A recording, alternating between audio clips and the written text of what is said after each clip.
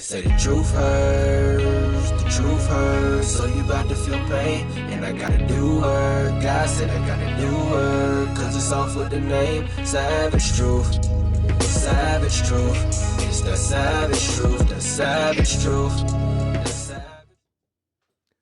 Welcome to the Savage Truth. I am your host, Pastor Roy Dockery.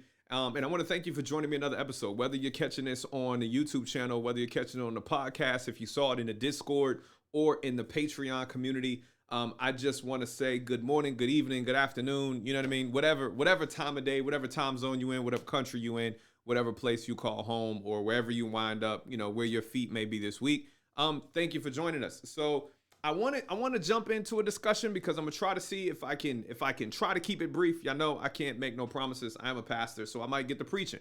But I've got a very specific question that I've kind of been wanting to ask myself. I want to share with y'all. So we're gonna go through this experience and this situation together. So I'm gonna go to my trusty Ask Pastor Roy questions list, because like y'all know, I take questions from my Patreon. I take questions from our Discord community. If you're not in the Discord community, you should join it. It's in the description box below. It's in the description box of every video. So there's no excuse why you shouldn't be in the Discord, because it's there and it's free. You can join and you can ask questions directly.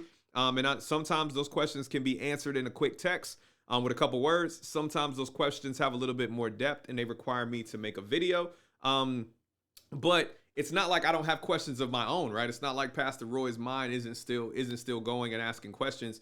And so one of the questions I had to ask myself, because I don't really care much for some things to stay the same, right? Like I don't like my room to look the same. If you guys look behind me, like my backdrop has probably changed 3 times in the last, maybe more than 3 times in the last year and some change, or a little bit over a year that I've been doing podcasts. Because like when things stay the same, when things stay kind of stagnant, it kind of bothers me. I don't like things to stay the same. Like my bedroom, you know, my office, like things in my car. Like I like things to change, but I also like things to be organized, right? There are some things that kind of stay in their place. They have a functional location, you know, got a feng shui going on about it.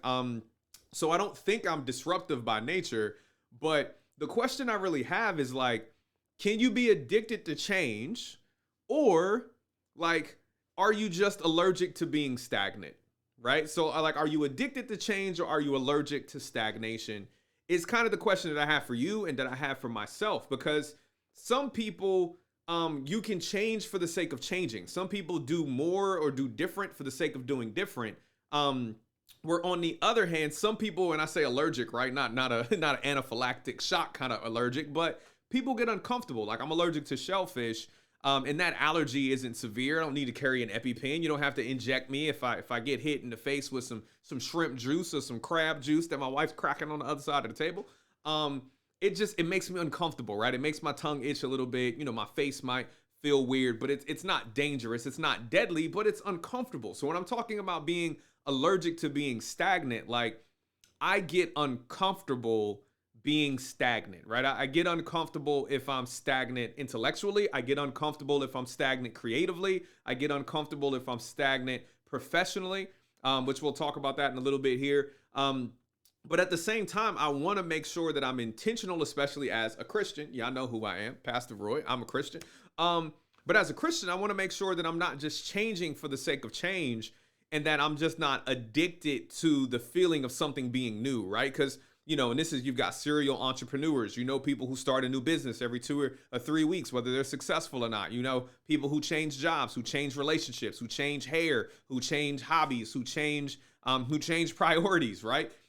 So the reality is you've got to find a balance between really trying to find trying to be comfortable with discomfort, right? So that you're not growing stagnant, so that we're not settling in, right? I always think of like a round object moving along the ground, right? Like that object will continue to move, but at some point it will lose its momentum if there's no more force applied, because it's going up against forces, right, that from a physical perspective are going to impact it. You've got friction with the ground, you've got gravity that's pushing down on it. So if there isn't some momentum that keeps that cylindrical, that round object moving in a direction, that sphere moving in a direction, at some point like the gravity and that loss of momentum, right? It'll start to settle in. So some of you have seen, like, if you see like a sphere will settle into the ground and make an indentation. A sphere will settle into concrete, right? And make an indentation. And then it's kind of stuck in the groove that gravity allowed it to make, that the weight of its presence and the weight of its existence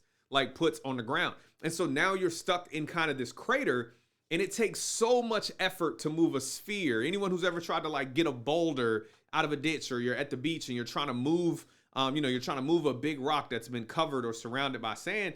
It takes so much more energy to move a stagnant object than it does to keep an object that's already in motion going. So, right. So when you talk about the aspect of change, right, like some of the changes, just making little incremental changes so that you keep the momentum moving forward and you don't get comfortable being in a position of stagnation. Because as Christians, as people, right, the only things that don't grow are the things that are dying.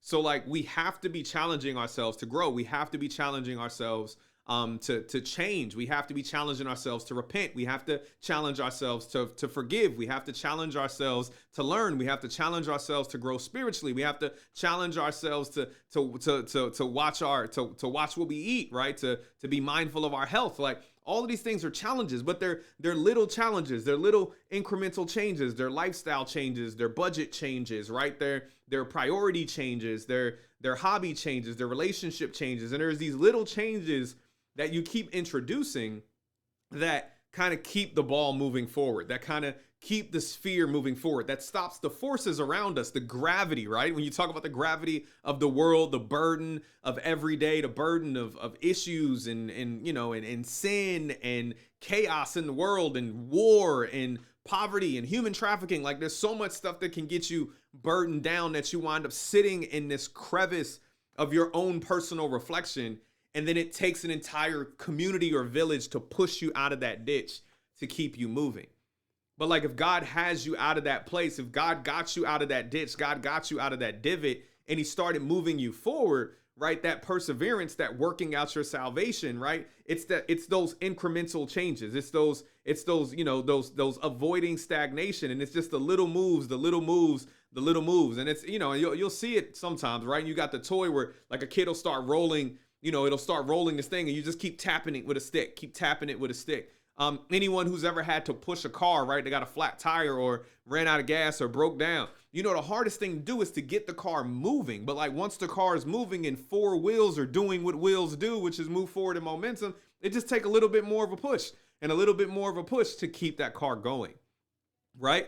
But don't be addicted to change just for the sake of change. Be addicted to change that's helping you move forward in your purpose. Be addicted to change that helps you understand the will of God in your life. Be addicted to the kind of change that makes you a better person, that makes you a better father, that makes you more of an attentive husband, that makes you more involved in your community, that gives you the most beneficial use of your body, right? Be addicted to change that gives you more energy so you can serve. Be addicted to change that helps you maximize your income and control your finances so that you have more to give and there's more things that you can do for the kingdom of God, right?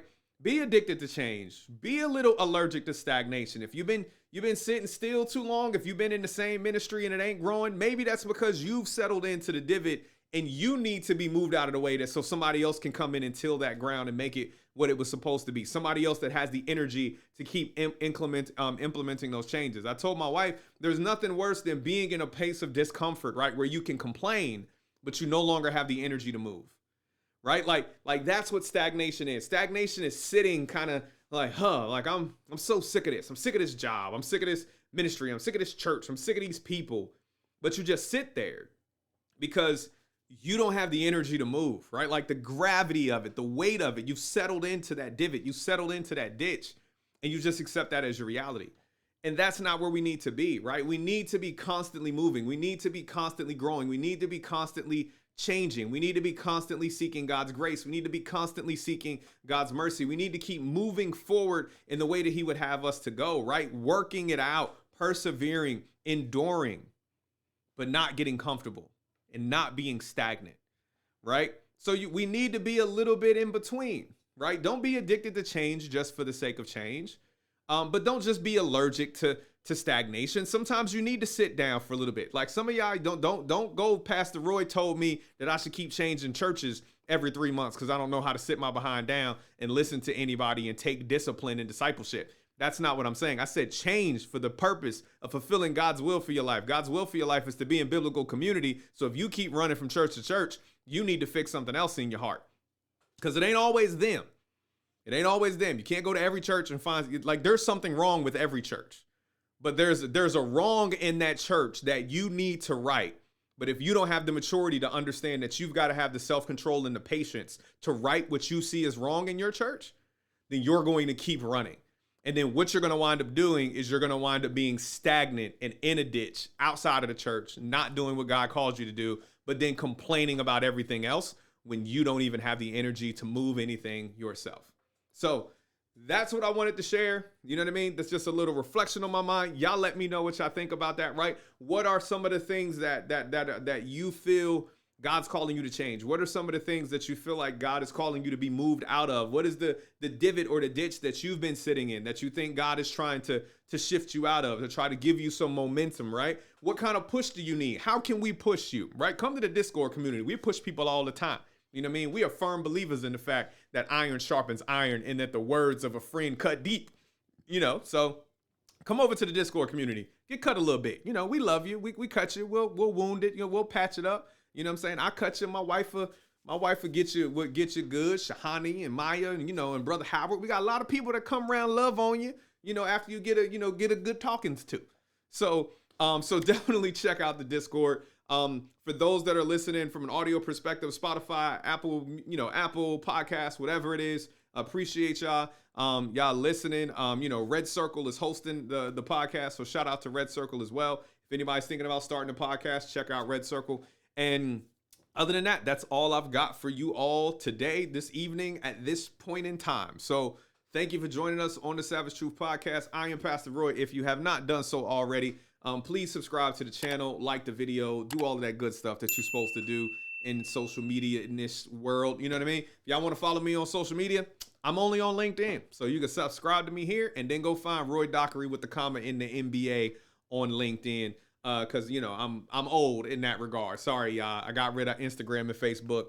I do professional networking on LinkedIn. So feel free to connect. Y'all see some of these videos on there as well. I do share my content on LinkedIn when I feel it is in line with my professional branding, which is, it is what it is. So appreciate y'all. Love you. Thank you for joining us on today. I am Pastor Roy. This is The Savage Truth. God bless you. Peace out. They keep asking who I am, I just tell them I'm a Christian. Occupation, a description, I just tell them I'm a Christian. Nationality, ethnicity, I tell them I'm a Christian. Keep the hyphens in division.